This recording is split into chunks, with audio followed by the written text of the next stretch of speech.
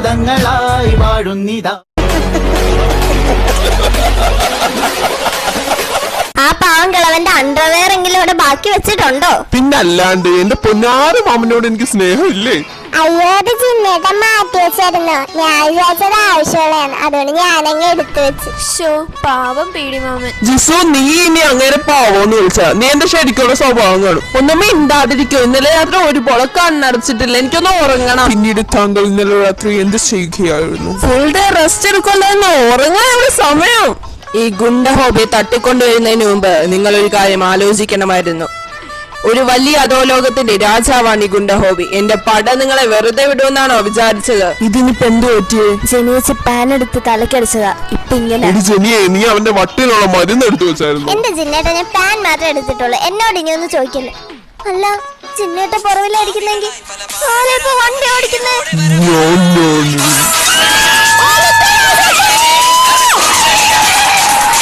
ആരും ചപ്പില്ലല്ലോ അല്ലേ?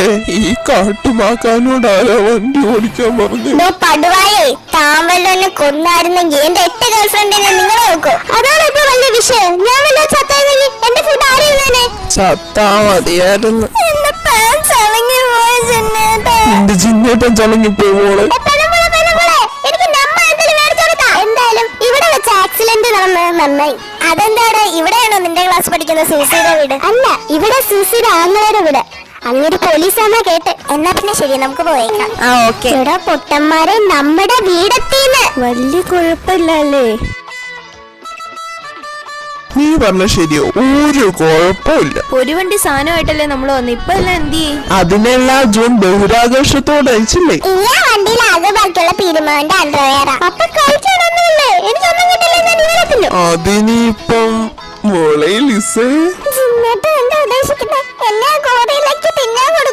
ആ പിശാചിന്റെ ഒരു കാര്യം നോക്കുന്നു. നീ ഏതെങ്കിലും ആളില്ലാത്ത വീട്ടിൽ കയറിട്ടെ എല്ലാം ഇങ്ങ് അടിച്ചോണ്ട് പോവാ.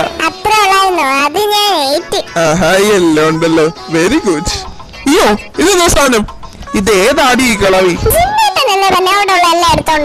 അതിനെ തിരിച്ചോണ്ട് വെക്കടേ. നേരത്തെ പറഞ്ഞൂടെ? അമ്മച്ചി, ആ കസാല അവിടെ വെച്ചിട്ട് വെക്കോളൂ. എന്തായാലും സാധനം എല്ലാം കിട്ടി. ഇനി ബാക്കി കാര്യം നാളെ നോക്കാം.